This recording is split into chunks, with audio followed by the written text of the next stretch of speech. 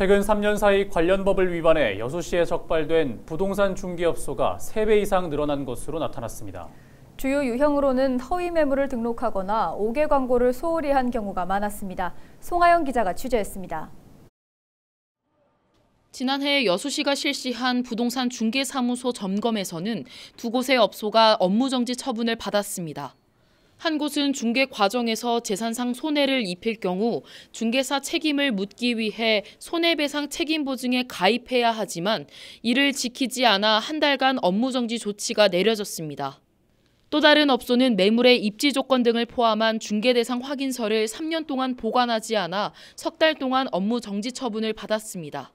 이처럼 지난해 여수시가 실시한 부동산 중개업소 점검에서 적발된 업소는 모두 95곳. 지난 2020년 30건에서 2021년 80건으로 2배 이상 늘었고 3년 만에 3배 이상 증가했습니다. 주요 위법 사례를 살펴보면 이미 거래가 완료된 매물의 광고를 내리지 않거나 5개 광고물에 대표자 이름 등을 제대로 표시하지 않아 과태료 또는 행정처분이 내려진 경우가 80% 이상을 차지한 것으로 집계됐습니다. 여수시는 위법 부동산 중개업소가 늘고 있는 만큼 오는 6월 말까지 관계기관과 점검반을 꾸려 단속 활동을 이어갈 방침입니다.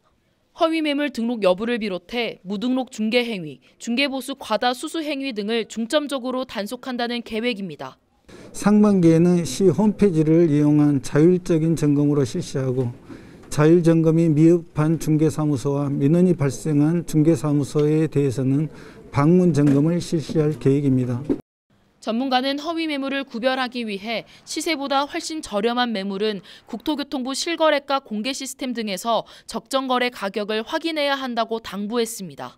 이제 가장 중요한 거는 올린 부동산에 좀 직접 전화해서 그런 매물이 실제적으로 있는지 없는지를 직접 전화해서 알아보고 또 직접 찾아가서 그런 중개업소에 찾아가서 확인하는 방법, 이런 방법들이 그러면서 매물이 거래 사이트에 오랜 기간 등록된 경우도 허위 매물일 가능성이 높은 만큼 등록 일자를 반드시 확인해야 한다고 강조했습니다. 헬로티비 뉴스 송하영입니다.